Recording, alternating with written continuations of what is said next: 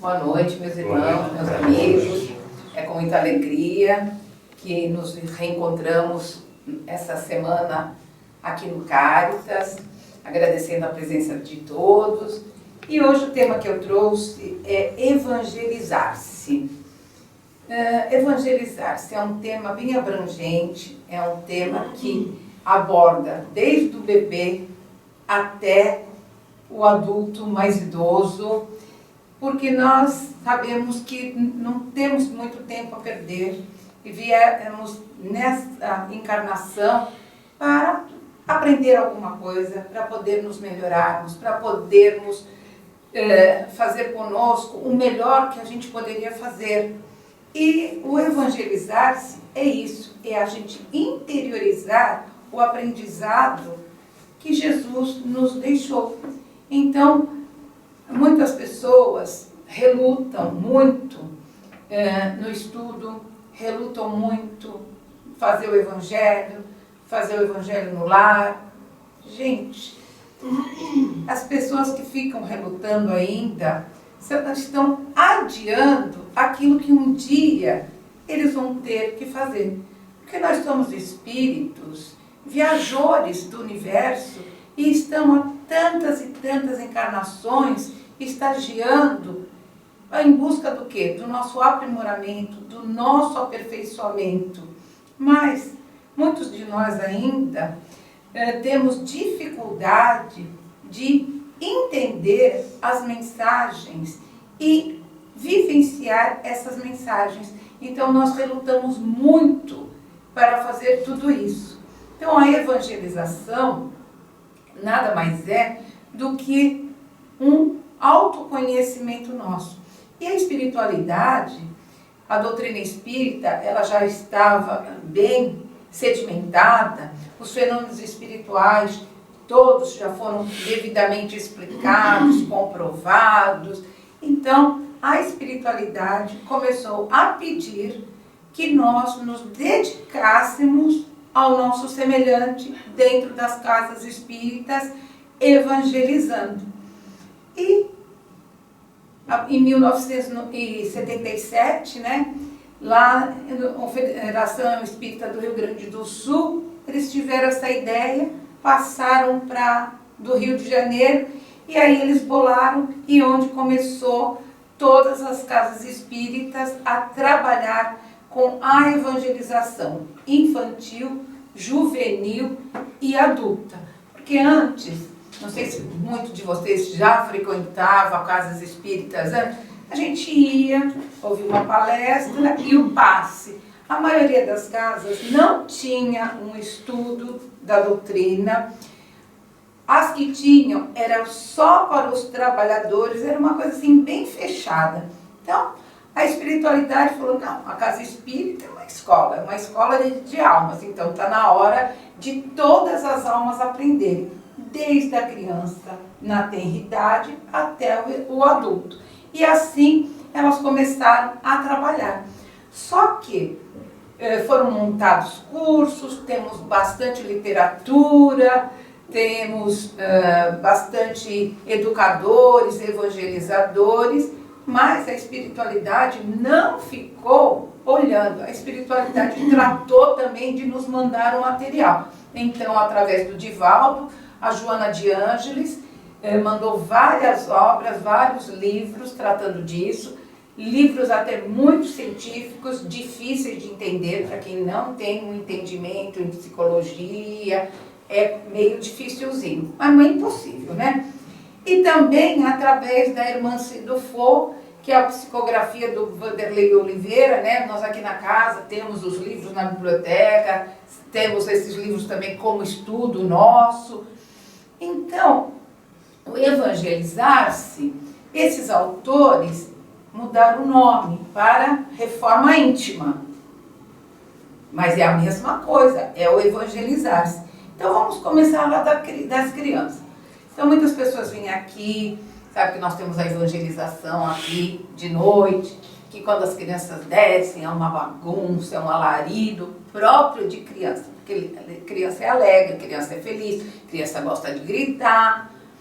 Mas lá não é um depósito de criança. Lá tem evangelizadoras que preparam a aula, preparam o tema e interagem com as crianças através de musiquinha que eles cantam, através do teatrinho de fantoches, através do desenho, onde eles se exprimem aquilo que eles entenderam, e também através da oração, na hora que eles pedem para eles ficarem em silêncio, fechar os olhos, a luz é apagada, é acesa uma luzinha verde, e para a criança ficar ali é a hora deles interiorizarem.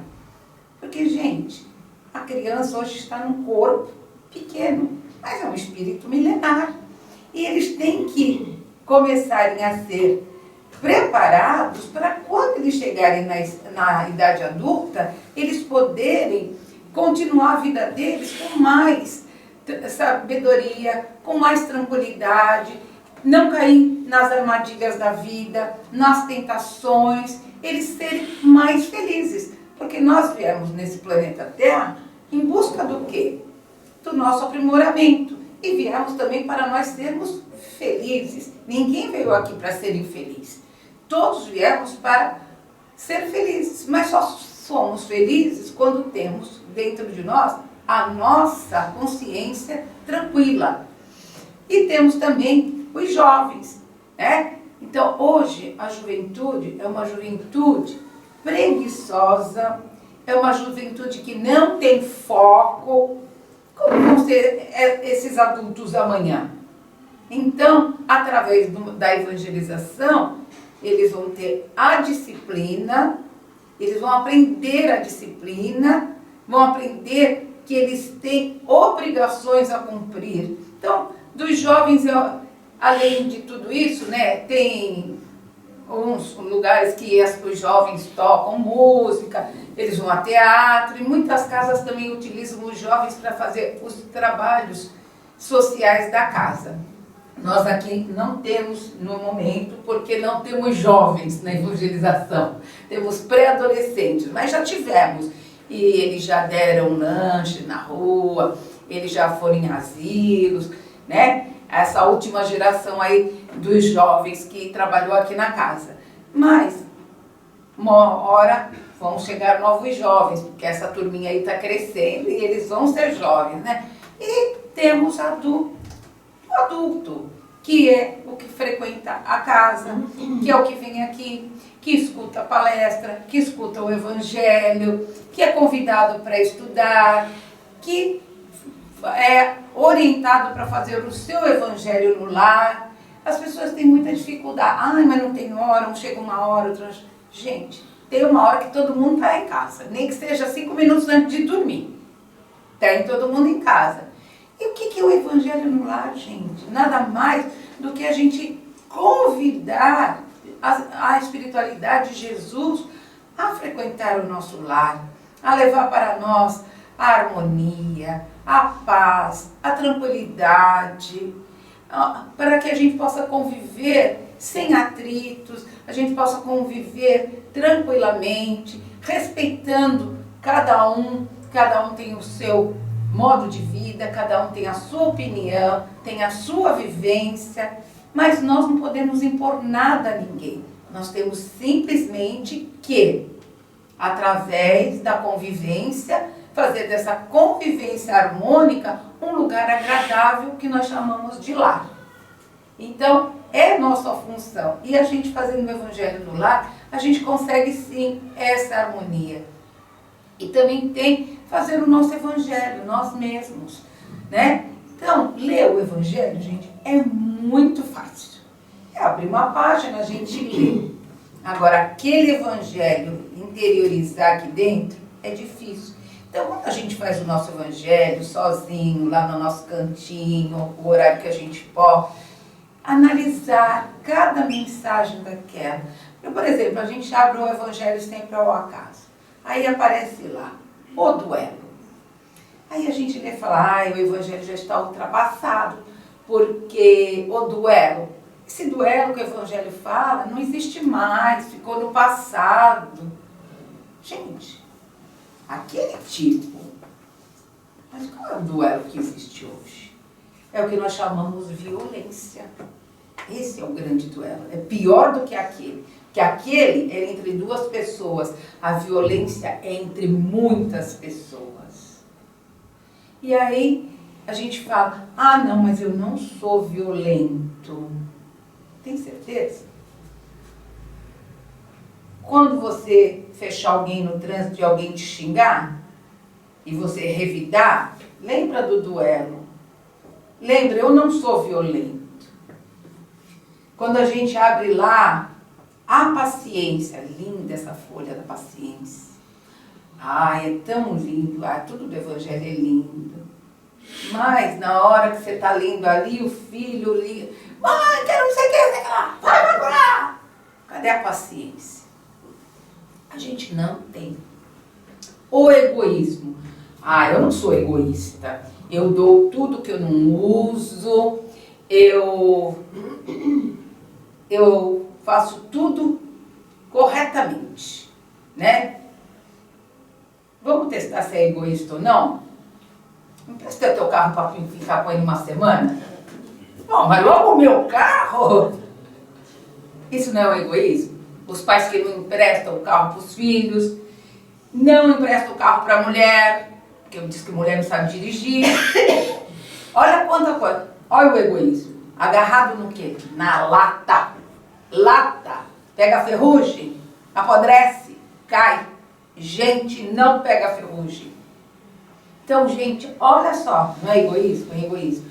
Nós aqui temos o nosso bazar, recebemos muitas doações. Hoje nem tanto, né, Maribel? Mas a gente recebia doação de roupa suja, camisas, tiravam todos os botões.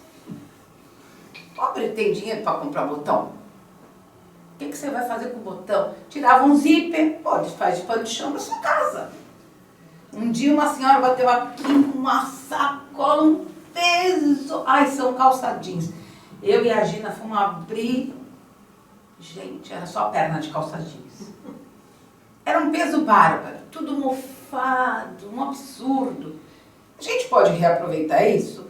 Sim. As pessoas que têm uma oficina de costura, porque pode fazer bolsa, pode fazer capa, mas não é o nosso caso aqui, né? Roupas sujas. Recebemos muitas. Inclusive uma sacolinha de Natal, com roupa toda suja, velho, e ainda com xixi de cachorro. Que a Marcinha teve que levar para jogar na lata do lixo da casa dela, que é pra gente não ofender ninguém. Aí tem outra passagem lá do Evangelho que fala assim, o orgulho e a humildade. Eu não sou orgulhoso. Mas vocês já repararam, quando acontece alguma coisa com alguém na nossa família, a gente fala, estou muito orgulhoso. Mas um orgulho positivo, um orgulho bom. Gente, orgulho é orgulho. Não tem um ser humano nessa terra que não seja orgulhoso. Não existe isso. Todos nós temos. Por isso que tem aquela frase, o orgulho ferido, porque quando a gente se sente prejudicado, a gente revida. Então, orgulho. É difícil de domar? É mais difícil do que domar um leão. Porque o leão a gente consegue domar, aqueles adestradores. Mas o orgulho não. Ele é silencioso e ele explode no momento em que a gente é contrariado. Nós não podemos ser contrariados. Nós somos adultos ou somos crianças? Temos corpo de adulto, idade de adulto, mas comportamento infantil. Entende, gente? O orgulho, a cólera. Eu não sou colérico. Eu não sou colérico. Fura a fila que você tá. Olha, tô furando a fila. Aí já faz aquele tumulto. Então o colérico, ele acha que ele não é colérico, mas ele é colérico. Então o Evangelho é para isso. É para a gente ler e analisar. Eu sou colérico? Olha, eu não sou todos os dias, mas tem situações que eu sou. Então eu preciso melhorar a cólera. Eu sou piedoso? Eu sou. Se eu vejo alguém na rua precisando de alguma coisa, um doente, eu vou visitar, levar uma palavra. Eu acho que eu sou um pouquinho piedoso. Eu sou orgulhoso? Eu sou. Eu sou orgulhoso sim, porque eu não me dobro à opinião dos outros. Eu sempre acho que estou certa. Então, todo mundo pode falar que você está errado, mas você fala, estou certa. Certo ou errado, eu sempre tenho a razão. Então, gente, olha quanta lição de casa para a gente fazer. E onde está tudo isso? Nesse livro mágico chamado O Evangelho. E aí a gente vai lá, o perdão. Eu perdoo. A gente não rezou agora o Pai Nosso? E lá no Pai Nosso, que a gente aprende desde pequenininho, perdoar as ofensas e a quem nos ofendeu. Faça um exame de consciência. Vocês perdoam aqueles que te ofenderam? Mas perdoar mesmo, de verdade. Porque é assim, não, eu perdoo, mas quero que essa pessoa se lasque. Isso não é perdão, gente. Perdão é esquecer aquilo que o outro fez. Perdão é você torcer para o outro que te magoou, ser feliz, para ele caminhar. Agora, se você quer ficar na galera esperando o outro se dar mal para falar bem feito, isso não é perdão, gente. Isso é hipocrisia. Então o perdão, ele é difícil, porque você tem que exercitar. Quantos e quantos séculos nós estamos aí tomando chibatada? Quantas pessoas nos fizeram mal? Quanto nós fizemos mal para outras pessoas? Graças a Deus, a doutrina espírita nos ensinou a lei de causa e efeito. Então, se hoje a gente está sofrendo um efeito, é que alguma causa a gente causou lá no passado. Não existe, gente, vítima nem algoz. A vítima de hoje foi o algoz de ontem. Então, nós não podemos nos esconder no manto de coitadinho, de coitadinha. Não, temos que ter a hombridade de dizer, não, isso que está acontecendo hoje comigo foi porque eu já fiz isso para alguém, ou até pior. Talvez eu tivesse um merecimentozinho, então foi mais suave. Mas a gente não pode deixar escapar isso. A gente sabe que tudo aquilo que nos chega é porque nós temos débitos. E esses débitos, a gente faz uma compra. Não cai lá no nosso cartão a conta? Pode demorar 30 dias, mas cai. Na vida humana, não. Na vida humana nós temos um tempo.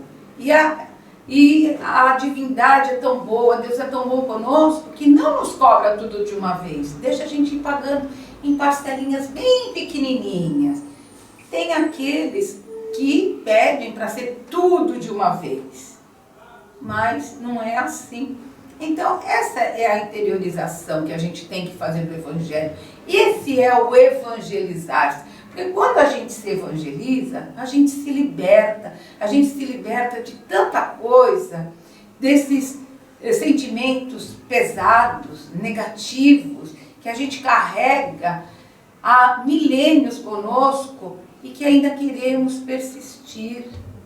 Vamos aprender com a doçura de Jesus, que nunca acusou ninguém de nada, que nunca levantou a voz contra ninguém, que pregou para multidões, que foi manso, meigo, suave, ensinou. E nós ainda estamos aqui resistindo. Eu escutei um caso do Divaldo, eu até comentei nas terça-feira, mas eu não estava. O Divaldo, vocês sabem, eles têm aquela obra lá na Bahia que chama-se Mansão do Caminho. Então lá é uma cidade, ele assiste mais de 3.000 pessoas e gestantes, eles têm lá agora uma maternidade, eles têm creche, eles têm tudo, asilo, tem refeitório, enfim. E ele contou que eles receberam uma criança lá, um menino, né, órfão, levaram lá para a Mansão do Caminho. E quando esse menino tinha 4 anos, as monitoras foram conversar com ele, porque ele fazia faquinha de madeira e dizia para as monitoras que era para matar, que ele queria sentir o sangue quente escorrendo nas mãos dele. Mas como ele foi criado lá ele foi evangelizado, passou nos psicólogos que a casa tem, conheceu a doutrina espírita, porque a doutrina é pregada lá, tem evangelho sempre, tudo. Quando ele completou 18 anos, essas entidades que cuidam de órfãos têm que mandar eles para fora, né? Ou seja, eles têm que caminhar. Mas muitos já saem de ali com emprego, porque tem parcerias com as entidades, tudo. E aí ele foi lá se despedir do Divaldo. Aí o Divaldo falou, desejou para ele tudo de maravilhoso, que sempre que ele precisasse, eles estariam lá, de braços abertos para recebê-lo. E antes dele sair, perguntou para ele, escute, me fale uma coisa, você ainda sente muita vontade de matar? Ele falou, sinto muita vontade de matar. Então, vamos fazer um combinado. Toda vez que você tiver vontade de matar, você vem aqui e me mata. O Divaldo falou para ele. Ele falou, tá bom. Foi para a vida dele, os anos passaram. 10 anos depois, ele foi visitar o Divaldo. O Divaldo ficou feliz, eles tinham um bom emprego, tinha constituído família, estava bem na sua vida de adulto. E aí o Divaldo conversou muito com ele, tudo. Aí perguntou para ele, você ainda sente vontade de matar?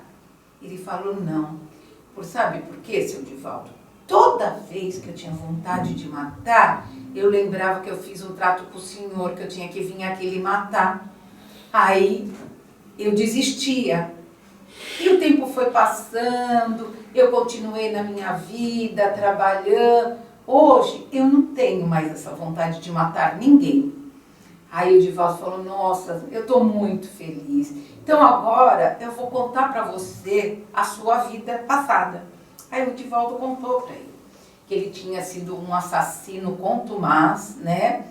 E que ele tinha aquilo tão forte nele, no espírito dele, que ele não conseguiu, mesmo com a reencarnação, apagar aquele ímpeto que ele tinha de matar. Mas como a espiritualidade que encaminhou ele para lá, ele foi evangelizado, foi criado num lar cristão. O Divaldo orientou ele, então ele conseguiu superar tudo aquilo e se tornou um homem de bem. Agora eu pergunto, e se ele não tivesse conhecido o Evangelho? A evangelização seria mais um desses irmãos que estão aí errando mais uma vez. Porque ninguém é suicida só numa vida, ninguém é ladrão só numa vida, ninguém é assassino só numa vida. Isso está dentro da criatura. Embora em corpo diferente, família diferente, ambiente diferente, se ele não for evangelizado, se ele não tiver uma fé, ele volta a repetir os mesmos erros. Isso é fato. E isso acontece conosco. Vamos lembrar de como nós éramos quando éramos jovens. Éramos calmos, tranquilos, pacíficos, ou éramos baderneiros, contestadores, briguentos. A gente tem que ver isso. Aí a vida foi dando os cacetes na gente, né? E a gente foi indo. Hoje somos idosos. Eu sou idosa. Vocês não, a maioria não é. Eu sou idosa. O que a gente vê com o idoso? O idoso, ele piora se ele não se melhorar. Ele não tem paciência. Eu assisti, eu e meu marido, no supermercado aqui, quinta-feira passada, uma briga de uma idosa. Até na gerente, ela empurrou. Um horror. Porque quer se dar bem. Quer passar na frente de todo mundo. Eu sou contra. Fila de idoso, daquilo outro. Se for uma pessoa deficiente física, tudo bem. Mas se eu tenho pernas para chegar lá no banco, no supermercado, se eu tenho noção de comprar, por que eu tenho que ser diferente? Eu sou contra. É a minha pessoa. Então, gente, o que essas pessoas... A vida foi assim na juventude, a vida foi disciplinando a trancos e barrancos. Só que quando fica idoso, o que acontece? Perde a censura. Eu sou idoso, eu posso tudo.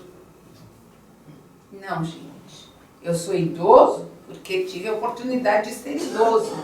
Mas durante toda a vida eu tive a oportunidade de me transformar, me modificar, de ser um outro ser. E o que a gente vê é repetindo. A gente vê naquele corpo idoso o jovem sem educação, o jovem agressivo, o jovem que quer levar vantagem em tudo. Mais uma alma que volta para o Pai, em vez de voltar com a bagagem mais suave, volta com a bagagem mais pesada. E vamos ficar assim? Vamos e volta e sempre igual? Não. Uma hora a gente não vai aguentar. E uma hora a gente vai ter que se dobrar, queiramos ou não. Mas não é bem melhor a gente ir pelo amor do que pela dor? A gente ir com os nossos próprios pés, a gente fazer a nossa caminhada por nossa escolha. Não é bem melhor isso? E a oportunidade Deus nos dá todos os dias, ao despertarmos pela manhã. É mais um dia novinho para a gente fazer alguma coisa por nós mesmos. Que tal começar o dia agradecendo por mais um dia, pelo sol que brilha, ou pela chuva que cai? Durante o dia, a gente lê a nossa página do Evangelho, enquanto estamos nos nossos afazeres, e der tempo, meditar um pouquinho sobre aquela página. Isso vai fazer bem para quem? Para ela, para ele, para ele, para ele? Não, vai fazer bem para mim que estou fazendo isso. Porque muitas pessoas acham que quando desencarnam, já viram espíritos luminosos. Não se enganem, gente. Espírito luminoso é aquele que trabalhou para acender a sua luz.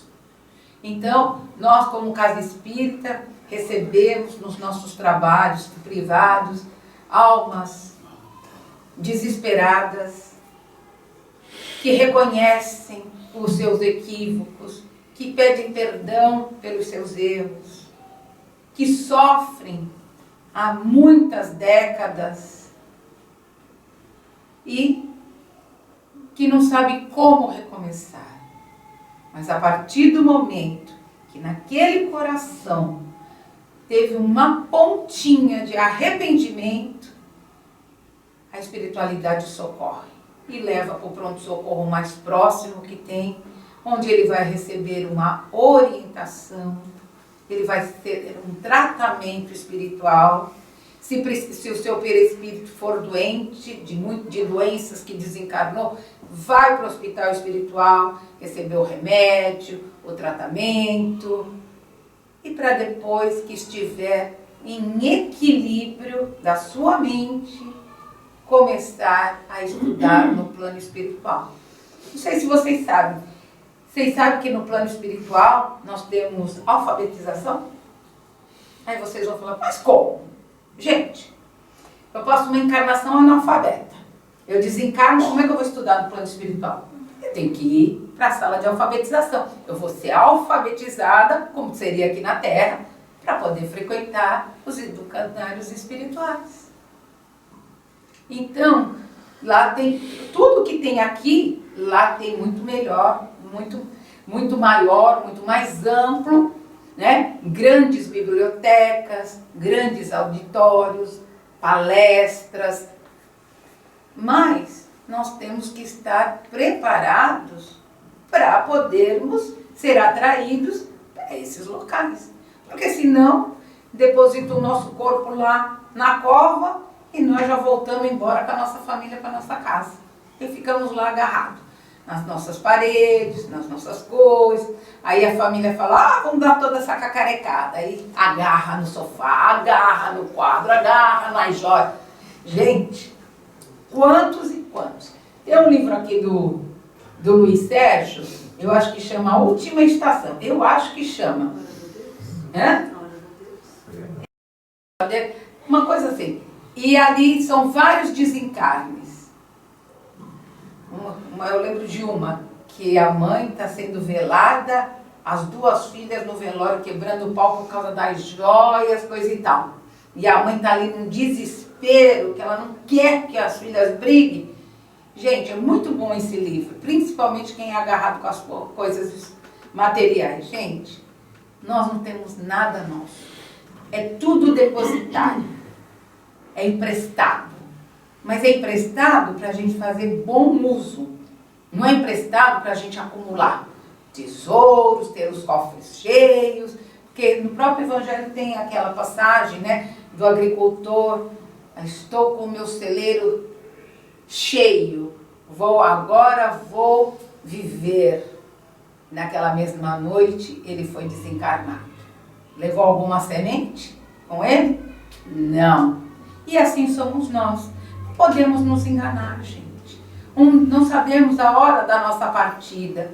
Mas, se a gente, durante a nossa caminhada, for fazendo um pouquinho para nós mesmos, porque isso vai refletir em quem? Vai refletir na nossa família, vai refletir nos nossos vizinhos, nos amigos. Por quê? As pessoas começam a ser atraídas e ver que ali pode ter um abraço amigo, uma palavra amiga, pessoas que a gente pode orientar. Vai na casa espírita. Olha, o seu médico não está acertando com você, procura outro médico. Antes de ir no outro médico, faz uma oração, pede para o seu anjo guardião te orientar. As pessoas não pedem para o anjo da guarda. Acham que o anjo da guarda está lá, sentado nas nuvens, esperando a gente. Gente, o anjo da guarda, ele nos acompanha a vida toda. Nós que esquecemos deles. Mas eles estão conosco. Nós temos um mentor espiritual. Mesmo aqueles que falam, mas eu não tenho mediunidade. Mas você tem o seu mentor espiritual. Eu conheço um rapaz médico que não acredita na vida espiritual. Ele fala para mim, tia, isso não existe. E ele estava trabalhando esse fim de semana na UTI. E tinha uma mulher em estado crítico. Já tinha feito todas as manobras possíveis e imagináveis dentro da UTI. E aí, chamaram ele foi lá olhar, coisa e tal. Não precisa entupar, não precisa. Mudou lá toda a estabilidade da pessoa, tudo, né? Passou-se 2 horas. Aí vieram os enfermeiros falar com ele. Doutor, o senhor deu um passe na paciente? Ela está ótima. Ela estava para desencarnar, segundo os médicos que estavam atendendo ela. Ele falou, não, eu só mudei o procedimento. O procedimento. Porque já eu ia entubar a mulher, tudo, sem necessidade. Aí eu falo, todo médico não acredita, mas ele tem 4 médicos espirituais que acompanham ele. Mas se ele, antes de entrar no seu trabalho, ele fizer uma oração, oh meu Deus, me ajude, que hoje no meu plantão eu possa atender bem os meus pacientes, aqueles irmãos estão ali. Porque vocês pensam que nos hospitais só tem pacientes encarnados? Não. Porque tem espíritos que desencarnam e a espiritualidade não tem como levar para o hospital espiritual. Tão frágil está aquele espírito. Então eles ficam internados nos hospitais, recebendo o fluido do soro, do sangue, das medicações. E em todo lugar existe médiuns que não sabem que são médiuns, que são os doadores de energia, e eles se aproveitam dos enfermeiros, dos técnicos, dos fisioterapeutas, que têm muita energia e canalizam para aqueles irmãos que estão ali sendo tratados até terem condição de ser removido para o hospital espiritual. Então, por isso que é muito bom quando a gente vai fazer uma visita, fazer uma oração no hospital. Na nossa oração, a gente pedir pelos que estão internados. Por quê? Chega até eles. A espiritualidade agradece. O trabalho da espiritualidade fica menor. E tudo isso a gente só aprende como, gente? A gente se interiorizando. A gente aprendendo as lições do Mestre Jesus. A gente fazendo o Evangelho para nós mesmos. Porque tudo isso que eu falo hoje aqui com vocês, primeiro é para mim, depois é para aquele que quiser fazer consigo. Mas o primeiro sempre é para mim, é a minha responsabilidade de estar aqui e eu realmente viver aquilo que eu falo. Porque se eu não viver aquilo que eu falo, um dia a máscara cai, como de todo mundo. E onde eu vou colocar a minha cara? Então, gente, pense nisso. Vamos nos despertar. Vamos ser muito felizes. Vamos melhorar as nossas tendências. Porque Jesus falou que nenhuma ovelha do seu rebanho se perderia. E eu tenho certeza. E Ele nos colocou nesse caminho para ajudá-lo a sermos também pescadores de almas. Que Ele esteja sempre conosco. Ele nos ilumine, nos mostre sempre o melhor caminho para seguirmos adiante. Graças a Deus. Olha, essa mensagem foi do Bezerra de Menezes, que ele ditou e psicografado por Maria Cecília Paiva. Evangelizar-se. Ao término do século XX, o século chamado das luzes, estamos convocando os obreiros de boa vontade para a tarefa divina de evangelizar. Evangelho é sol nas almas. É luz no caminho dos homens, é elo abençoado para a união perfeita. Evangelizemos nossos lares, meus filhos, doando à nossa família a bênção de hospedarmos o Cristo de Deus em nossas casas. A oração em conjunto torna o lar um santuário de amor, onde os espíritos mais nobres procuram auxiliar mais e mais, dobrando os talentos de luz que ali são depositados. Evangelizemos nossas crianças, espíritos forasteiros do infinito, em busca de novas experiências à procura da evolução espiritual. Sabemos que a Terra é um formoso educandário e o Mestre Divino, de sua cátedra de amor, exemplifica pela assistência constante o programa a ser tratado. Evangelizemos nossos companheiros de trabalho, pelo exemplo na conduta nobre, pelo perdão constante. Evangelizemos-nos guardando nossas mentes e nossos corações na bênção dos ensinos sublimes. Estamos na terra, mas alistamos-nos nas fileiras do cristianismo para erguermos bem alto a bandeira de luz do Mestre Divino. Amai-vos uns aos outros como eu vos tenho amado. Evangelizemos. Os tempos são chegados. Os corações aflitos pedem amparo. Os desesperados suplicam luz. Há um grito que ressoa pelo infinito. Pai, socorre-nos. Filhos, somente através do Evangelho vivido à luz da doutrina espírita, encontrará o homem a paz, a serenidade e o caminho do amor nobre. Conclamamos os corações de boa vontade. Evangelizemos. Acendemos a luz dos ensinos divinos para que a Terra se torne um sol radioso no infinito, conduzindo uma família humana integrada nos princípios da vida em hosanas ao seu Criador. Filhos, peçamos ao Pai de inspiração e prossigamos para o alto, porquanto somente Cristo, com o seu saber e o seu coração de luz, poderá iluminar nossos caminhos.